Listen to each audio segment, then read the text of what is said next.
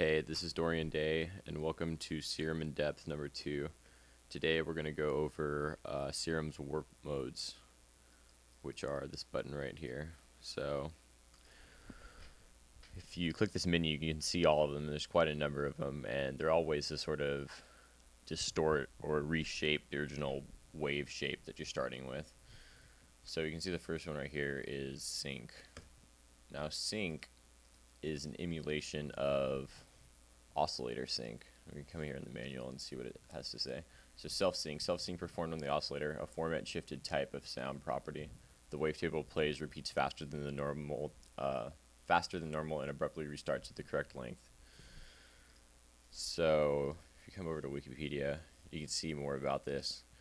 It's a pretty classic thing to have in a synthesizer. They have them both in analog and digital. Typically it's done with two oscillators, where one controls the other. However, in Serum, it's all done, well, like it says, it's self-syncing, so using just this knob. And how does that look? Well, what it basically boils down to is you have a faster repetition of saw waves fitting inside of the original bass note. So if you're playing, I don't know, C3 for example, if you play a higher note than that, you're going to fit more saw waves into it, like it's shown on the graph right here. But the if the final wave doesn't fit into the original length, it is abruptly stopped, and it ends up creating high harmonics related to the master frequency. So you end up keeping the fundamental tone, but you end up shifting the sound and making it sound rather bright. So if you listen to it,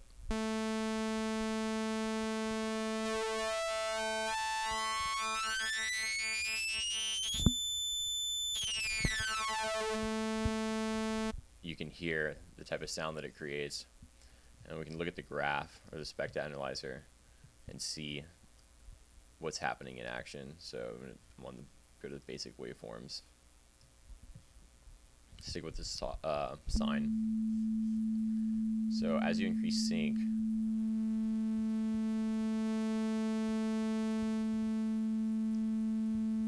more and more sine waves are playing inside of the same time of the original fundamental. That ends up creating a saw wave. And as you increase sync,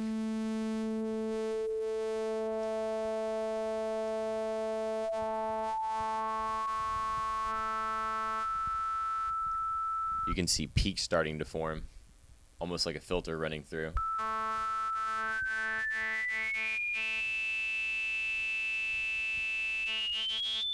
Until it stops 4 octaves higher, back at a sine wave.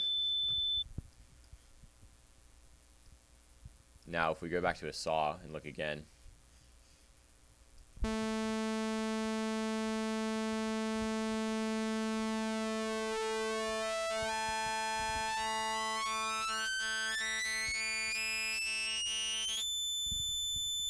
you can see the same type of peaking filtering, but this time it's using a saw wave pattern. If you see it fall back down, you can notice it a lot easier.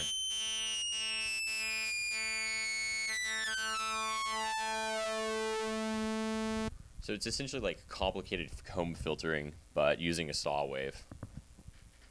And if you go to the next warp mode, oh, actually no, look over here on the oscillator, or on the oscilloscope, you can see the resyncing in action. Right there. As the saw wave is restarting at the rate of the fundamental tone.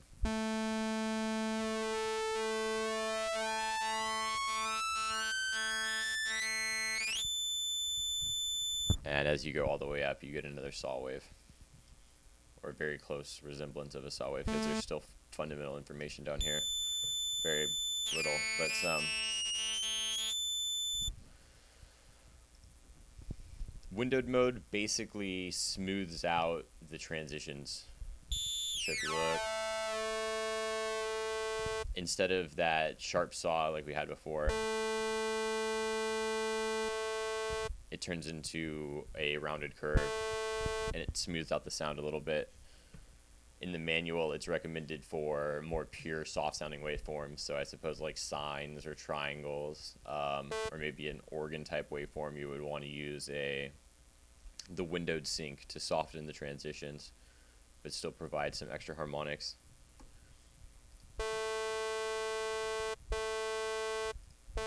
And this is full windowed mode. It's much smoother, so there's half and full.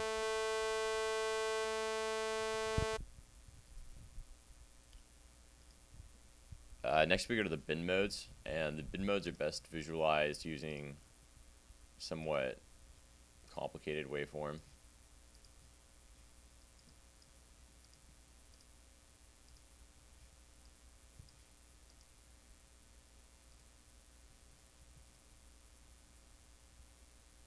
Like this. So the bin modes are similar to what you might find in massive right here on each one of the oscillators. Bend 1 or plus, minus, and minus, and I'm pretty sure they work the same. So you can see if you start at no bend,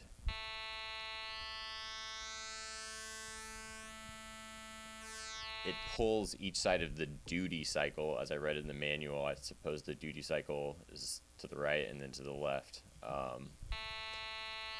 They pull in. You can see what this has to say. Pinches or bends the waveform inwards towards the middle of the wave cycle. And then minus, which we're going to look at next, pulls or bends the waveform outward. So this was plus, inwards. This is minus, outwards. So starting and then pulls out. Bend plus minus is unipolar. So to the right, you pull out, and to the left, you pull in. I remember using bin minus mode to create pretty dirty basses in massive, so try that out. Pulse width modulation is originally intended to work with square waves or pulse waves.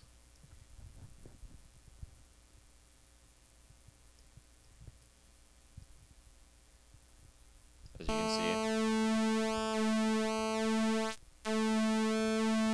it changes the duty cycle of the pulse wave. So it's how much time is spent in the positive phase and the negative phase. At center, they're equal, and that's a square wave. And then you have your different sizes of pulse waves. But if you go to a more complicated waveform like we were on, you'll see that it also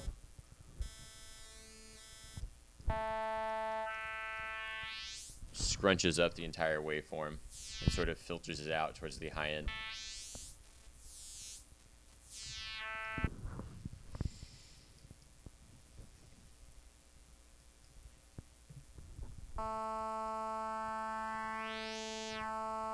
Asymmetry is similar to bend, except for it shifts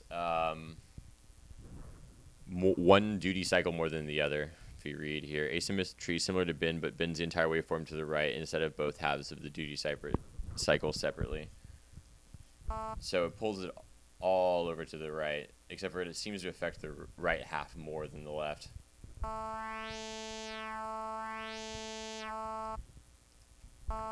Minuses to the left.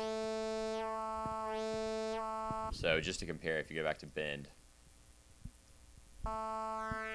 pulled in, minus pulled out, asymmetry pulls to the right, asymmetry plus, asymmetry minus to the left, and then the unipolar again. Flip runs through the waveform and flips it. You can watch it happening in action.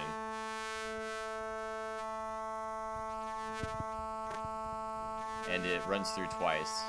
So here's the beginning and it goes through, and here's the beginning, or here's the beginning and it runs through. Mirror is easiest to see when you're all the way to the right. When you start here, it's pretty difficult to see what's happening. but you can begin to see it right there, and if you, or right here on flip, and if you move over to the mirror, it's just flipped with this thing going on in the middle. It's sort of complicated to see what's going on unless you go to a simpler waveform. So I think we're on a sine. Yeah, we're on a sine. So you can see that it mirrors it and then does some kind of spiking distortion thing in the center on the full right, and in the left it does it on the edges. Remap. Remap is essentially a wave shaper. You can use it to create other wave shapes. I figured out how to make a sine, or a saw wave, so you can see right here.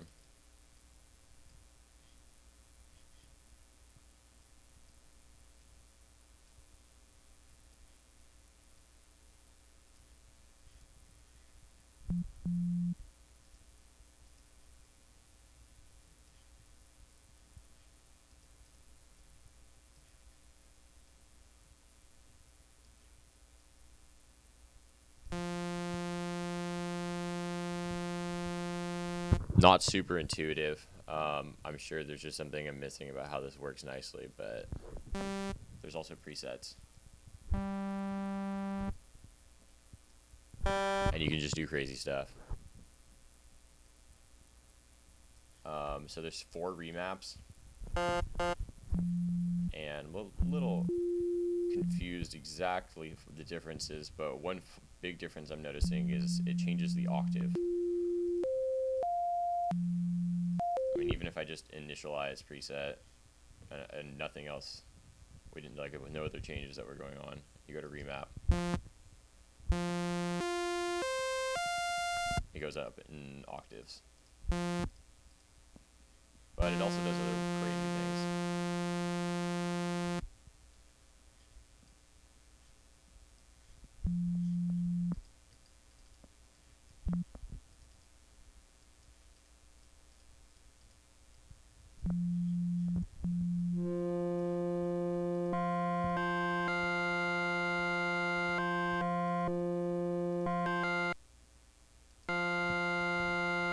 So it seems as long as you have a non-trivial shape inside of here, it won't change the fundamental.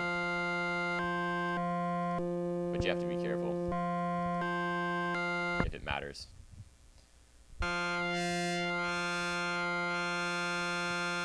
But you end up creating pretty complicated wave shapes easily. That's what the manual describes it, I think, as doing. 3 is sinusoidal remapping, another option for mapping without attempting to draw fancy curves. And to quantize. Quantize is essentially bit crushing. You can see it crushing into square waves.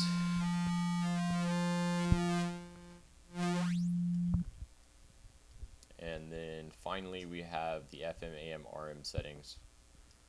So these allow you to do FM synthesis from oscillator B.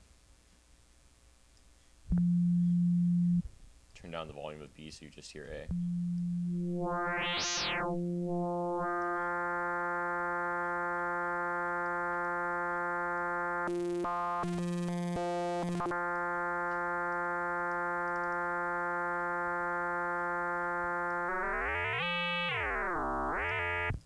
So that's FM with B, and then you can also do AM, amplitude modulation.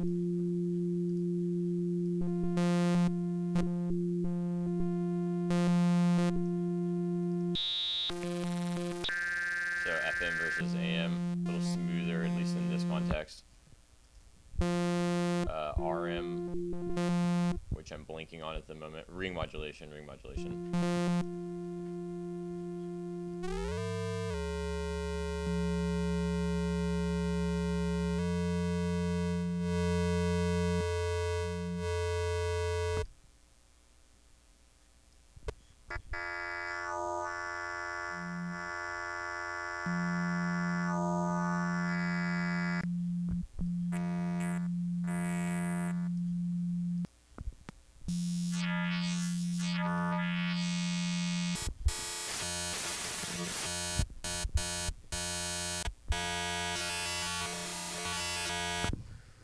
Anyways, just basic type stuff messing around right there.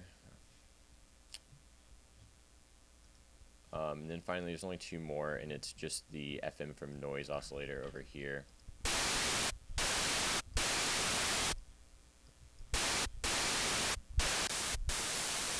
You see it's coming from noise because you turn down this oscillator and it's gone. See, up. And then finally from the sub.